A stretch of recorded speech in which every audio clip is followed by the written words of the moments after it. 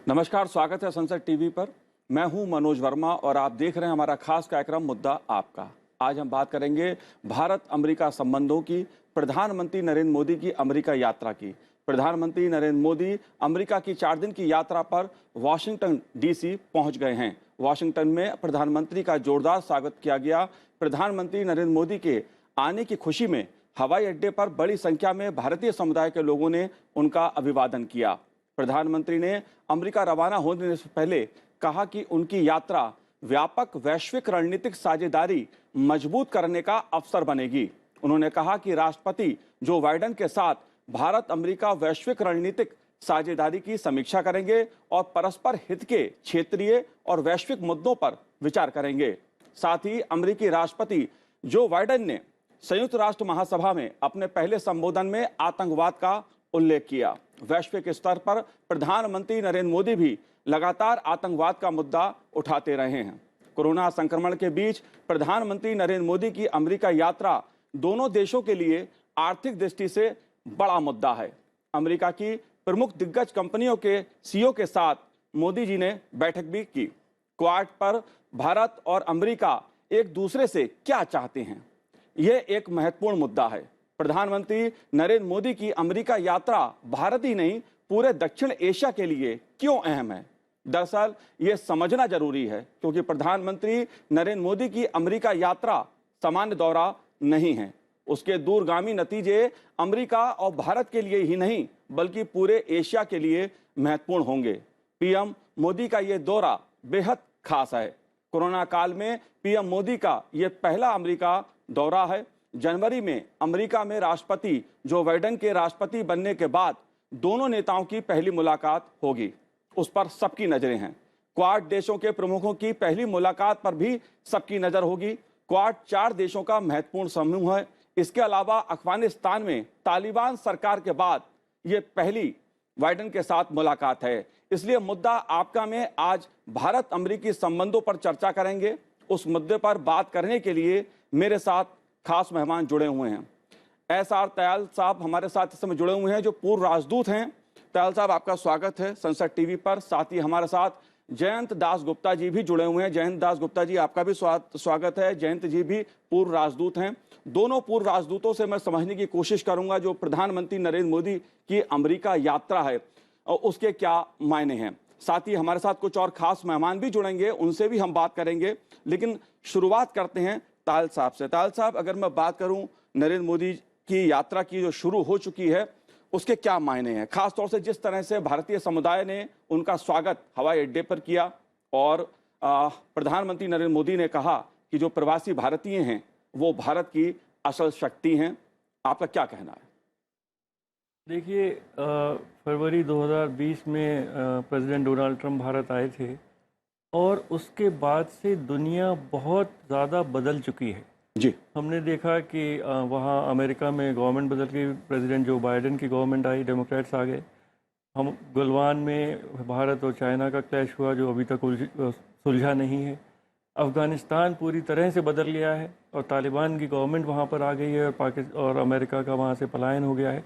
और कोविड, तो इस सब को देखते हुए ये जो पहली मीटिंग हमारे प्रधानमंत्री की और अमेरिकन राष्ट्रपति के बीच में होगी, ये बहुत ही अहम है और बहुत ही इसमें गंभीर मुद्दों पर बातचीत होगी। क्योंकि मेरा ये मानना है कि वर्चुअल मीटिंग्स में एक फॉर्मेलिटी तो कंप्लीट होती है जी, पर जो बातें पब्लिकली नहीं कही जा सकती उन पर बात नहीं हो पाती और मुद्दे इतने गंभीर हैं कि इस तरह प्राइवेटली बात करना, एक कॉन्फिडेंशियलिटी में बात करना बहुत ही आवश्यक है।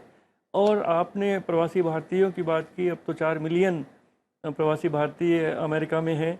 मैं वहाँ ह्यूस्टन में कौंसल जनरल था। देखिए, जितने प्रवासी भारतीय हैं, चाहे अमेरिका में हों कहीं भी हों, उनका दिल भारत के लिए धड़कता है। वो चाहते हैं कि भारत भी तरक्की करे, अमेरिका के वो नागरिक हैं, अमेरिका भी तरक्की करे और दोनों देश साथ मिलकर तरक्की करें, सिक्योर रहें, स्टेबल रहें और पीसफुल रहें। और उनका जो इस समय बाइडेन एडमिनिस्ट्रेशन में है उसमें 19-20 भारतीय मूल के बहुत सीनियर पोजीशन पे हैं। उनकी वाइस प्रेसिडेंट कमला हैरिस भारतीय मूल की हैं। तो एक बहुत ज़बरदस्त फाउंडेशन भारत और अमेरिका के बीच में मैत्री को सुदृढ़ करने की पहले ही बनी हुई है और उसको आगे ले जाना, और जो नए जो चैलेंजेस दुनिया के सामने आ रहे हैं, अमेरिका के सामने आ रहे हैं, भारत के सामने आ रहे हैं, इंडो पैसिफिक में आ रहे हैं, उसको समझना और कैसे उनसे डील किया जाए, उसके लिए रणनीति तैयार करने के लिए मैं समझता हूं कि प्रधानमंत्री मोदी की यात्रा बहुत ही महत्वपूर्ण है जी। और एक आगे का रास्ता तय होगा, एक रोड मैप तय होगा कि कैसे चैलेंजेस को से निपटा जाए। बिल्कुल आगे का रास्ता तय होगा, क्योंकि ये इसलिए भी महत्वपूर्ण है। डोनाल्ड ट्रंप के साथ प्रधानमंत्री नरेंद्र मोदी जी की जो केमिस्ट्री थी, जो बाइडेन के साथ, वो केमिस्ट्री पहली बार हमें देखने को मिलेगी। दोनों आमने सामने बैठ के कई मुद्दों पर बात करेंगे, महत्वपूर्ण मुद्दों पर बात होगी, क्योंकि दुनिया में जिस प्रकार से आतंकवाद की स्थिति उभरी है, कोरोना के चलते आर्थिक चुनौतियां उभरी हैं और विस्तारवादी सोच के साथ कुछ देश जिस तरह की रणनीतिक अपना रहे हैं, उसको लेकर भी तमाम चीजें उभर रही हैं। अगर मैं जयंत दासगुप्ता जी आपसे समझना चाहूं, जो बाइडेन ने संयुक्त राष्ट्र महासभा में पहले अपने जो भाषण में संबोधन में कहा है, अगर मैं उसको भारत की दृष्टि से समझना चाहूं, मुझे लगता है कि दो महत्वपूर्ण मुद्दे तो उन्होंने छुए हैं। आतंकवाद की बात बाइडेन साहब ने की, साथ ही उन्होंने बात जो की है चीन की विस्तारवादी सोच की बात भी उन्होंने की है। हालांकि चीन का नाम नहीं लिया उन्होंने। इसे आप कैसे देखते हैं? प्रधानमंत्री मोदी जी ने अफगानिस्तान में जो सत्ता परिवर्तन हुआ है उसके बाद भी कहा है कि आतंकवाद वहाँ से पनपना नहीं चाहिए और वहाँ की जो भी सत्ता में पार्टी आएगी या दल आएगा उसे इंक्लूसिव बनाना पड़ेगा जी। और जब तक वो इंक्लूसिव नहीं होता है, भारत के लिए उसे स्वीकृति देना उसमें कठिनाई है। तो बाइडेन साहब ने भी यही मुद्दा दोहराया है कि कोई भी देश, खासकर अफगानिस्तान, उसको स्प्रिंग बोर्ड नहीं बनना चाहिए इसके लिए, टेररिज्म के लिए, आतंकवाद के लिए। दूसरी बात जो उन्होंने कही है, बाइडेन साहब ने काफ़ी स्पष्ट शब्दों में कहा है कि ये शीत युद्ध नहीं, दूसरा शीत युद्ध नहीं शुरू करने वाली है संयुक्त राष्ट्र चीन के खिलाफ। लेकिन जो हम देख रहे हैं, चीन का जो विस्तारवादी सोच है और उसके जो एग्रेसिव जेस्चर्स हैं, चाहे इंडो पैसिफिक में हो या अन्य स्थानों पर हो, तो उसके लिए ही ये क्वाड बना है। और इसमें जो प्रधानमंत्री की यूएस यात्रा के दौरान एक बहुत महत्वपूर्ण बैठक होगी, वो क्वाड के जो हेड्स ऑफ गवर्नमेंट हैं, prime minister Scott Morrison, prime minister Suga, president Biden और प्रधानमंत्री मोदी के बीच, तो इसे आगे बढ़ाने की बात करनी पड़ेगी। और अभी ये आरंभ के दिन है, ये देखना पड़ेगा कि चीन किस प्रकार की प्रतिक्रिया देता है। चीन इसके प्रति अपने विचार व्यक्त कर चुका है। वो कहता है कि किसी भी देश के, कुछ देशों के समूह ऐसे नहीं बनने चाहिए जो शांति नहीं चाहते हों या चीन के खिलाफ ही वो कार्रवाई करने के लिए कायम किए गए हों जी। और क्वाड का ये नहीं है कहना कि चीन के लिए हम एकजुट होंगे। शांति हमें इंडो पैसिफिक में चाहिए जी, सभी देशों के लिए चाहिए और उसके लिए हम कार्रवाई करेंगे। जी बिल्कुल। जयंत दासगुप्ता जी, भारत ने हमेशा शांति की ही बात की है, दुनिया के विकास की, कल्याण की बात की है, लेकिन जिस तरह से आतंकवाद की चुनौती दुनिया भर में उभरी है, खासतौर से तालिबान के सत्ता में आने के बाद, प्रधानमंत्री नरेंद्र मोदी ने वैश्विक मंच पर कई बार इस बात को रखा है कि आतंकवाद पूरी दुनिया के लिए एक चुनौती है, उसका रूप कोई भी हो, इस पर एक मंथन की जरूरत है। जाहिर तौर पे जब दोनों देशों के प्रमुख बैठेंगे तो कई मुद्दों पे चर्चा होगी। कैसे और क्यों इस बार प्रधानमंत्री नरेंद्र मोदी का अमेरिका मिशन महत्वपूर्ण है, आइए देखते हैं ये रिपोर्ट।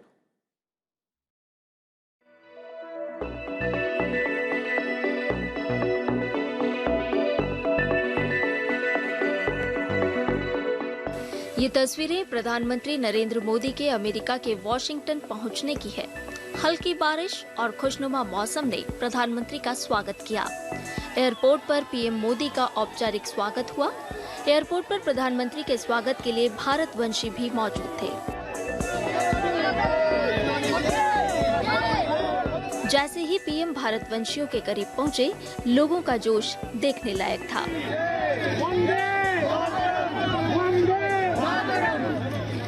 अमेरिका की जमीन पर प्रधानमंत्री नरेंद्र मोदी 7वीं बार पहुंचे हैं। उनका ये दौरा ऐसे वक्त में हो रहा है जब दुनिया कोरोना वायरस की चुनौती से जूझ रही है, तो अफगानिस्तान को लेकर भी दुनिया में चिंता की लकीरें देखी जा रही है। अब बात दोनों देशों के संबंधों की करते हैं। दुनिया के सबसे बड़े लोकतंत्र और दुनिया के सबसे पुराने लोकतंत्र के प्रमुखों की मुलाकात पर सबकी नजरें लगी हैं। भारत और अमेरिका के दशकों पुराने संबंध वक्त की कसौटी पर हमेशा खरे उतरे हैं। जो बाइडेन के जनवरी में अमेरिकी राष्ट्रपति बनने के बाद प्रधानमंत्री नरेंद्र मोदी की उनसे यह पहली आमने सामने की मुलाकात होगी। अपने व्यस्त शेड्यूल में प्रधानमंत्री नरेंद्र मोदी की अमेरिकी राष्ट्रपति जो बाइडेन के अलावा ऑस्ट्रेलियाई प्रधानमंत्री स्कॉट मॉरिसन, जापानी प्रधानमंत्री योशिहिदे सुगा के साथ आमने सामने बात होगी। प्रधानमंत्री नरेंद्र मोदी पहली वन-ऑन-वन क्वाड लीडर्स समिट में शिरकत करेंगे। यह बैठक 24 सितंबर को होगी। क्वाड 4 देशों का समूह है। इसमें अमेरिका, भारत, ऑस्ट्रेलिया और जापान शामिल है। 25 सितंबर को प्रधानमंत्री नरेंद्र मोदी संयुक्त राष्ट्र महासभा को संबोधित करेंगे। उनके संबोधन में सीमा पार आतंकवाद, कोविड और जलवायु परिवर्तन से निपटने की वैश्विक प्रयास जैसे मुद्दे शामिल हो सकते हैं। ब्यूरो रिपोर्ट, संसद टीवी। जी बिल्कुल, आपने देखी ये रिपोर्ट। जाहिर तौर पर आर्थिक दृष्टि से ये यात्रा खासी महत्वपूर्ण है। पहले ही दिन जो अमेरिका की शीर्ष कंपनियां हैं उनके सीईओ के साथ प्रधानमंत्री नरेंद्र मोदी की बैठक भी हुई, संवाद भी उनका हुआ। टेक्नोलॉजी की दृष्टि से ड्रोन नीति की अगर नज़रिए से कहें तो ये खासा महत्वपूर्ण माना जा रहा है, क्योंकि ड्रोन को लेकर केंद्र सरकार ने अपनी नीति भी सामने रखी है, देश के सामने भी रखी है, दुनिया के सामने भी वो आई है। जाहिर तौर पर एक महत्वपूर्ण मुद्दा है। तायल साहब, आप कैसे देखते हैं इस टेक्नोलॉजी की जो बात की जा रही है, खासतौर से इस बैठक में, और ड्रोन नीति को लेकर आपका क्या कहना है? देखिए, अगर हम इतिहास की तरफ देखें तो वो देश सबसे पावरफुल हुआ करते थे जिनके पास पहले ज़मीनें सबसे ज़्यादा होती थी। उसके बाद ये हुआ कि जिसके पास रिसोर्सेज बहुत ज़्यादा हो, कोयला हो, स्टील हो, ये जी मैं आपसे इस बात को समझूंगा। सीधे न्यूयॉर्क से मेरे साथ जुड़ रहे हैं ललित के झा जी, जो वरिष्ठ पत्रकार हैं पीटीआई के न्यूयॉर्क से। ललित, आप सुन पा रहे हैं मुझे? जी नमस्कार, सांसद टीवी पे मुझे आमंत्रित करने के लिए स्वागत है आपका। ललित, मैं आपसे ये जानना चाहता हूं, समझना चाहता हूं कि आज प्रधानमंत्री जी का गर्मजोशी के साथ स्वागत हुआ है।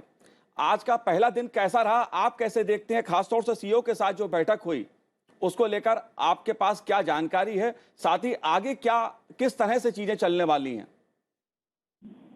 जी, आज प्रधानमंत्री जी का दूसरा दिन है जो समय चेंज हो चुका है। कल वो शाम को यहाँ पधारे थे, यहाँ आए थे जॉइंट एंड्रूज बेस के बाद।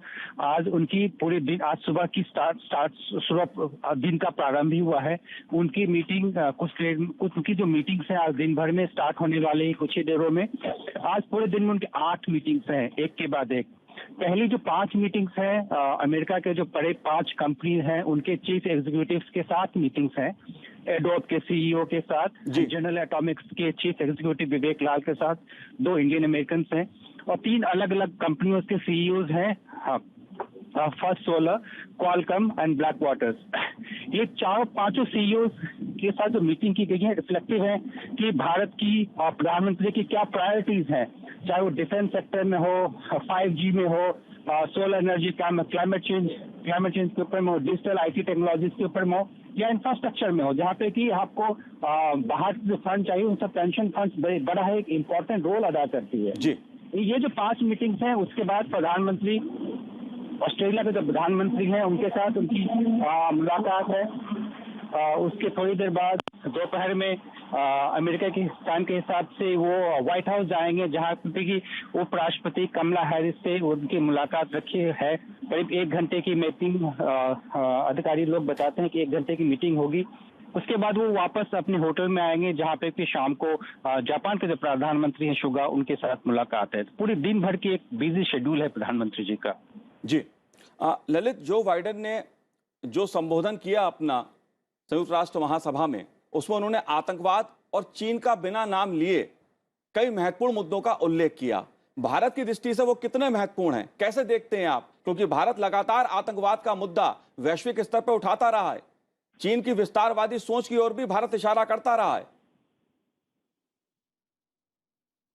जी ललित, आप सुन पा रहे हैं मुझे ललित? हमारा संपर्क टूट गया ललित से।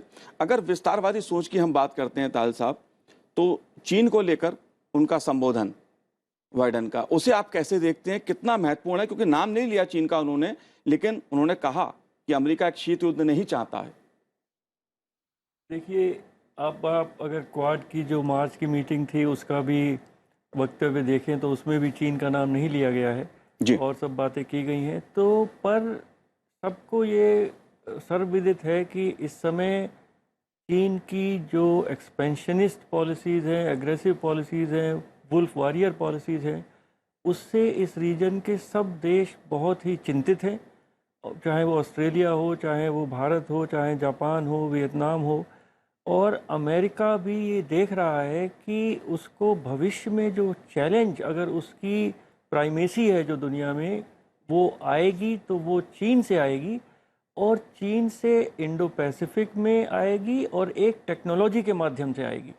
ये बात चीन 10 साल पहले समझ गया था कि अगला जो कंटेस्टेशन होगा अमेरिका के साथ वो टेक्नोलॉजी के क्षेत्र में होगा। तो उन्होंने टेक्नोलॉजी की कंपनियां खरीदनी शुरू कर दी, कई स्टील चोरी भी करनी शुरू कर दी और अपनी टेक्नोलॉजी को उन्होंने डेवलप करना शुरू किया। जो अमेरिका अब समझ गया है कि हमें अगर जो डेमोक्रेटिक वर्ल्ड है उसको आगे की लड़ाई जीतनी है और चाइना के विस्तारवाद को रोकना है, तो उसका माध्यम दोनों होंगे। एक इंडो पैसिफिक में उसको, उसके पांव जो बढ़ रहे हैं उनको रोकना, और दूसरा टेक्नोलॉजी के क्षेत्र में उसको मात देना। जी, टेक्नोलॉजी की बात बहुत महत्वपूर्ण है। ललित हमारे साथ जुड़ गए हैं। ललित, मैं ये जानना चाह रहा था कि बाइडेन का जो भाषण था संयुक्त राष्ट्र महासभा में, जो पहला उन्होंने अपना संबोधन किया है, उसको आप कैसे देखते हैं, खासतौर से भारतीय संदर्भ में अगर मैं बात करूं, क्योंकि आतंकवाद की बात प्रधानमंत्री नरेंद्र मोदी वैश्विक स्तर पर उठाते रहे हैं। साथ ही अगर चीन की बात हम करें तो चीन का नाम नहीं लिया बाइडेन ने, लेकिन उन्होंने विस्तारवादी सोच का उल्लेख करते हुए चीन की जो हरकतें हैं उसकी तरफ एक तरह से इशारा उन्होंने किया और कहा कि अमेरिका एक शीत युद्ध नहीं चाहता है। इसे आप कैसे देखते हैं? जी, वो एक महत्वपूर्ण, एक सिग्निफिकेंट स्पीच था जिसमें उनकी जो वर्ल्ड विजन है, उनका ग्लोबल विजन है, उसको उन्होंने विस्तार से बताया। और उन्होंने सही कहा कि अमेरिका का अभी लक्ष्य कोल्ड वॉर में जाने की जरूरत नहीं है, और उसके जो नेगेटिव इम्पैक्ट्स हैं अमेरिका वर्ल्ड पूरा देख चुका है। जब अमेरिका और रशिया के साथ कोल्ड वॉर चल रही थी, उसके साइड में मैं ये बताना चाहूँगा चीन के बारे में कि जो 4 कंट्रीज क्वाड जो फ्राइडे को मिल रहे हैं, इनके लीडर्स, इनका उद्देश्य चीन को कंटेन करना नहीं है। इनका उद्देश्य है कि चीन किस तरह से जो एक ग्लोबल रूल्स बनी हुई हैं, जो एक शांति रही है इंडो पैसिफिक रीजन में, उसको किस तरह से कंटिन्यू किया जाए। चीन के लोग भी वहाँ पे भी ह्यूमन राइट्स रहे, वहाँ पे भी लोगों को freedom of expression, freedom of press रहे, और चीन की जो सरकार है वो अपने पड़ोसियों के साथ उनको इंक्रोचमेंट ना करे, दूसरों की सॉवरेंटी के ऊपर दखलंदाजी नहीं करे। जो पिछले 1 दशक से जो कुछ एक्टिविटीज रही हैं चीन की, उससे लगता है कि इन चारों कंट्रीज को एक आशंका, और पूरे क्षेत्र में लोगों को आशंका है कि जो शांति रहा है पिछले 3 दशकों से, उसमें वो डिस्टर्ब हो सकता है। इसलिए 4 कंट्रीज आपस में मिल रहे हैं। उनका पर्पस कंटेनमेंट नहीं है, to make sure that Indo Pacific region में शांति रहे और चीन जो है जो ग्लोबल रूल्स है उसको फॉलो करता रहे। जी, शुक्रिया ललित, आपका शुक्रिया। जयंत दास गुप्ता जी, बात चीन की हो गई, आतंकवाद पे भी बाइडेन साहब ने बोला, लेकिन अगर बात मैं भारतीय संदर्भ में करूं और दक्षिण एशिया की जाए तो प्रधानमंत्री नरेंद्र मोदी की इस यात्रा को साधारण नहीं माना जा रहा है, और ऐसा माना जा रहा है कि इस यात्रा के दूरगामी असर होंगे। खासतौर से दक्षिण एशिया की जो स्थितियां हैं उस पर इसका असर होगा। कैसे होगा, क्या होगा, या क्या हो सकता है? 2-3 बातें इस संदर्भ में मैं कहना चाहूँगा एक श्रीलंका से संदर्भित है, दूसरा पाकिस्तान और तीसरा नेपाल से। जी। श्रीलंका आप जानते ही हैं कि हम्बनतोता जो बंदरगाह है वो देने को बाध्य हुआ 99 साल की लीज पर चीन को, क्योंकि उसने जो ऋण लिया था उसके लिए बनाने के लिए वो चुकता करना उसके लिए संभव नहीं था। तो चीन की नज़र है इंडियन ओशन में, हम्बनतोता एक बेस है, हमारे लिए वो एक खतरा साबित हो सकता है, और इसलिए हमने भी कदम उठाए हैं कि हमारे जो अंडमान निकोबार में एक कमांड हमने वहाँ स्थापित किया है, नेवल कमांड। तो आने वाले दिनों में चीन किस प्रकार से श्रीलंका में आर्थिक सहायता के रास्ते से घुसता है और अधिक अपना प्रभाव विस्तार करता है और उसमें इस्तेमाल करता है भारत के खिलाफ, इसके प्रति हमें सतर्क रहना पड़ेगा, और इसमें संयुक्त राष्ट्र की भी ज़रूरत होगी हमारे लिए। और यूएस अगर क्वाड को मजबूत बनाने में हम सब देश सफल होते हैं तो इसमें एक बैरियर के रूप में काम कर सकता है। मैं आपसे दास गुप्ता जी ये जानना समझना चाहूंगा कि क्वाड की बात की जाती है जी, भारत और अमेरिका एक दूसरे से क्या चाहते हैं? भारत और अमेरिका बहुत सारे मुद्दों पर बहुत कन्वर्जेंस भी है, कुछ मुद्दे छोटे मोटे हैं जहां पर मतांतर है, जो खास करके जो ट्रेड से संबंधित है, व्यापार से संबंधित है। लेकिन सिक्योरिटी, इंटरनेशनल सिक्योरिटी कोऑपरेशन की जहां तक बात है वहां दोनों एक मत है। और सबसे बड़ा थ्रेट, जैसे तायल साहब ने भी कहा, हमें इस वक्त रीजनल थ्रेट भी अगर कहेंगे, ग्लोबल थ्रेट भी कहेंगे तो चीन से है, और वो सिर्फ इंडो पैसिफिक में नहीं है। चीन ने लगभग 80-90 देशों में अपना विस्तार किया है बेल्ट एंड रोड इनिशिएटिव के मार्फत, और वहाँ पे उन्होंने इतना ऋण दिया है जो उन देशों के लिए चुकता करना संभव नहीं है। वहाँ पे वो अपना विस्तार कर रहे हैं, वहाँ स्ट्रेटेजिक एसेट्स वो अपने कब्जे में ले रहे हैं। तो ये भी आपके ग्लोबल पीस के लिए ये खतरनाक बन सकता है। तो यूएस और भारत शांति चाहते हैं, न सिर्फ इंडो पैसिफिक में, सारे विश्व में, और एक जो रूल ऑफ लॉ है, जो भी अंतर्राष्ट्रीय समझौतों के माध्यम से जिस निष्कर्ष पर सारे देश आते हैं उसको मानना पड़ेगा सभी देशों को। भारत भी मानेगा, यूएस भी मानेगा, और यूनिपोलर वर्ल्ड जो था वो अब खत्म हो गया है, चीन को भी मानना पड़ेगा। तो ये आशा है हम लोगों की कि अगर हम लोग एकजुट होंगे, चीन पर दबाव बढ़ेगा, चीन भी इसको मानने के लिए मजबूर होगा। जी तायल साहब, एक बहुत मैं सीधा सवाल आपसे करना चाहता हूं, क्योंकि अक्सर अमेरिका की जो फॉरेन पॉलिसी रही है, जो विदेश नीति रही है, उसको लेकर अक्सर सवाल ये उठता है कि अमेरिका सिर्फ अपने हितों की चिंता करता है, और जिस तरह से भारत की विदेश नीति 2014 के बाद बदली है, उसमें भारत ने भी अपने जो कंसर्न हैं उनको दमदारी के साथ अमेरिका के सामने या दूसरे देशों के सामने रखा है। आप कैसे देखते हैं इस पहलू को? क्योंकि अफगानिस्तान में जो कुछ फैसला अमेरिका ने लिया उसको लेकर दुनिया भर में सवाल उठे हैं, आप कैसे देखते हैं इसे? देखिए, इसमें तो कोई शक नहीं है कि हर देश की विदेश नीति उस देश के इंटरेस्ट को आगे बढ़ाने के लिए होती है, चाहे वो अमेरिका की हो चाहे भारत की हो जी। और हमें ये देखना है, जो हमारे विदेश मंत्री हैं, प्रधानमंत्री हैं, कि अधिक से अधिक देशों से हमारी मित्रता हो और उनके साथ जो भी इश्यूज़ हैं वहाँ कन्वर्जेंस को बढ़ाएं, और अगर कोई मतभेद हैं उन मतभेदों को कम करें। तो भारत की विदेश नीति और अमेरिका की विदेश नीति इस समय जो मुद्दे हैं, जो सोवियत यूनियन जब था तब एक बड़ा फंडामेंटल डिफरेंस था भारत और अमेरिका की विदेश नीति में, पर 1990 के बाद जब सोवियत यूनियन ख़त्म हो गया, कम्युनिज्म एक तरह से ख़त्म हो गया, तो भारत और अमेरिका के सामने जो सबसे बड़े चुनौतियां हैं वो एक है टेररिज्म, दूसरा है चाइना का राइज, क्योंकि चाइना एक लेवल पे अमेरिका की जो डोमिनेंस है उसको चैलेंज कर रहा है, और दूसरे लेवल पर भारत तो नेबर है, तो हमने देख ही रहे हैं कि किस तरह से न केवल भारत को पर साउथ चाइना सी में जितने उसके पड़ोसी मित्र हैं, उन सब देश हैं, उन सबको वो एक प्रेशराइज करके एक अपना डोमिनेंस पूरे इंडो पैसिफिक पे स्थापित करना चाहता है। तीसरा एक ट्रेड रिलेटेड इश्यूज़ है कि कैसे मार्केट्स को ओपन किया जाए, निवेश को बढ़ाया जाए और सब लोगों को जो भारत के हैं, अमेरिका के हैं, सबको नौकरी अच्छी मिले और सबका एक प्रॉस्पेरिटी की तरफ आगे बढ़े। तो जो मेन इश्यूज़ हैं उसमें भारत और अमेरिका के बीच में एक बहुत ही अधिक कन्वर्जेंस है और जो छोटे मोटे मुद्दे हैं उनको इसके अंदर रिजॉल्व किया जा सकता है।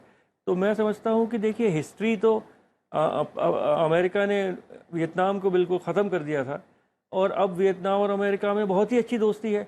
तो हिस्ट्री ठीक है, हिस्ट्री को लोग पीछे देखते हैं, पर हमें वर्तमान को देखना चाहिए और भविष्य की तरफ देखना चाहिए और उस हिसाब से भारत और अमेरिका के रिश्तों के लिए ये एक बहुत ही सुनहरी दौर है और भविष्य में प्रधानमंत्री मोदी के नेतृत्व में और जो प्रेसिडेंट जो बाइडेन के नेतृत्व में ये रिश्ते और सुदृढ़ होंगे।